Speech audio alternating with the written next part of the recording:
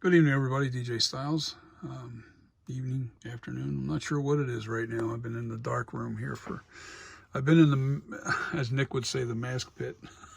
I don't call mine the mask pit. This is a recording studio as well. Anyway, the one thing Nick said in one of his videos, you're moving crumbs of clay. And he's right. You are moving crumbs of clay to refine when you get to this point. So I don't foresee this sculpture taking a very long time to refine it and then recast it in stone for the master copy. I like the eyebrows.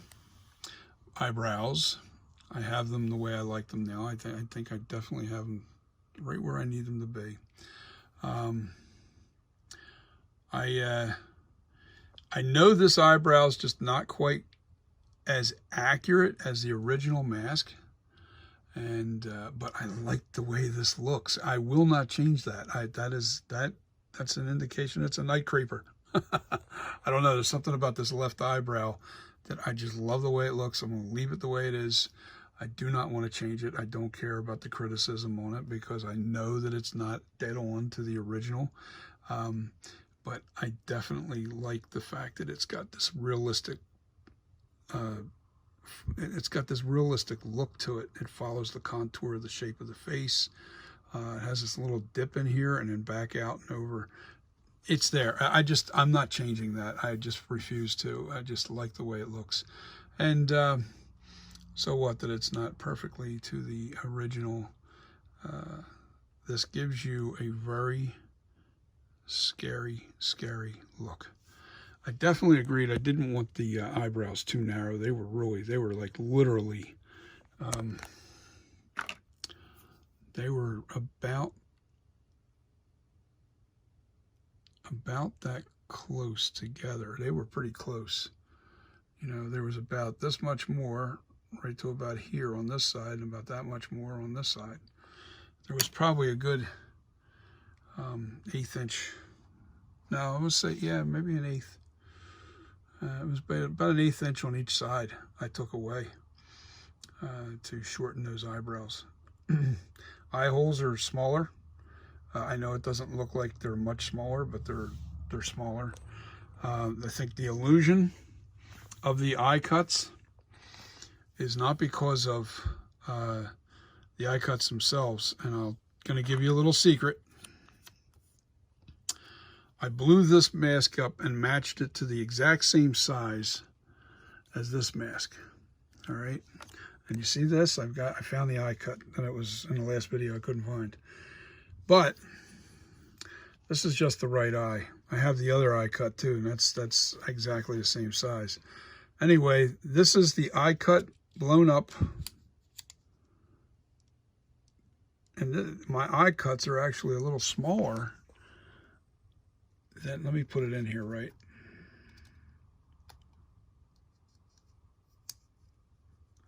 My eye cuts are a little smaller than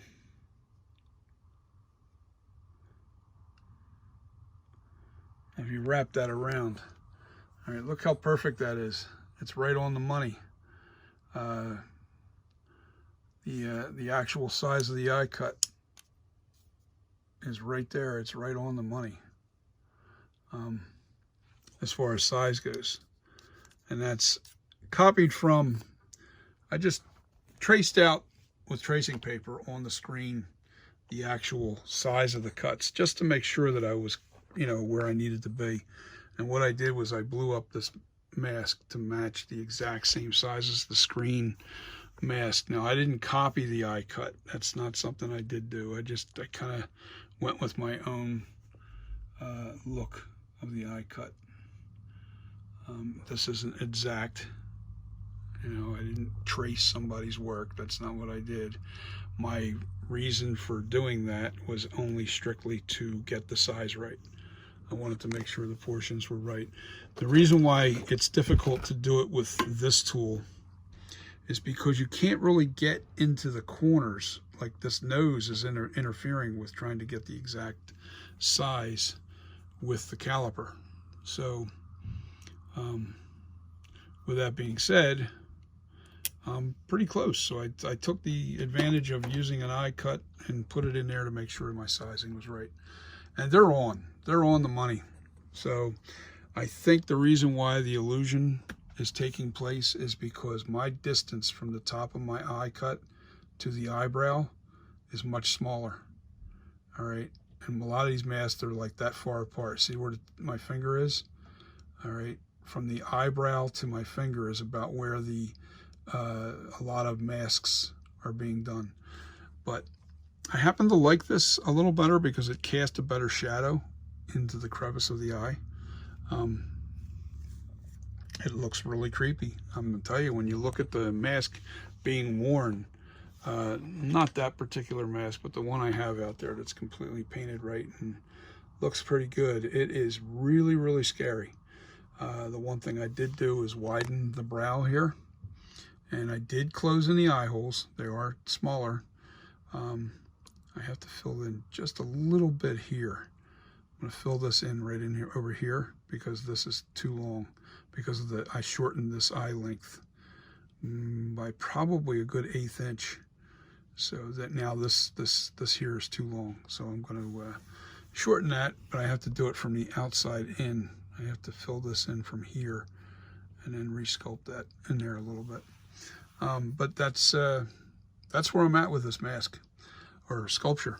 I'm already getting close to finished on this thing. I still have to do the ear. The ear's got work to do. The eyebrows are pretty much done. The eye cuts are pretty much done. The lips are now done. Yeah, I did a pretty good, awesome job with the lips. They're pretty on the money. I like the way they look. I didn't do that little, I don't know, this little, it got deformed like right in here. I didn't do that because that's in the, if you want a Trick or Treat Studios mask, that's on there, and it may even be on the original mask. I think it is on the original mask, but I'm kind of keeping mine just the way it is. I like that smoother look.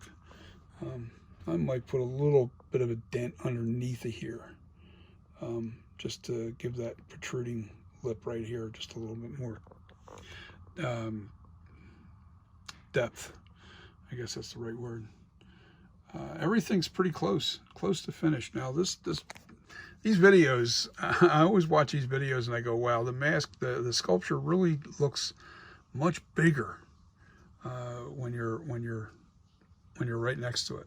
The mask looks different even when you're videoing. It just doesn't.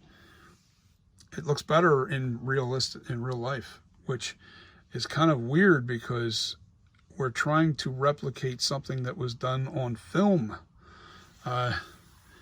And all we have is pictures and other people's renditions of the mask, and we have the original film. So trying to replicate something that is on film is tough. It's really tough. This is not an easy mask. Hats off to all you guys out there attempting this mask. This is not an easy task. This is definitely a very difficult mask to do. On a scale of 1 to 10, it's a 15. I'm telling you, it's not something for a novice artist. I'm novice at doing masks, but I've always been an artist. I used to do relief carving in wood. And as you know, if anybody knows about relief carving, it's unforgiving. You make a mistake, you ruin the whole piece. Very little mistakes you can make with relief carving in wood. And that's why I'm that's the perfectionist in me. So with clay, you know, something doesn't look right, I just add a little piece of clay back on there and, you know, keep going at it until I get it exactly the way I want it. And I'm not going to be satisfied until I'm really where I need to be. I'm close. I'm close to the look that I'm after. And yeah, this is I've copied many different, I've not copied, but looked at different pictures, different things, and that's what this is like a makeup of all those different versions of the Michael Myers mask. So I hope you guys enjoy. You guys have a great day. Great weekend. Rest of the weekend. Peace. See ya.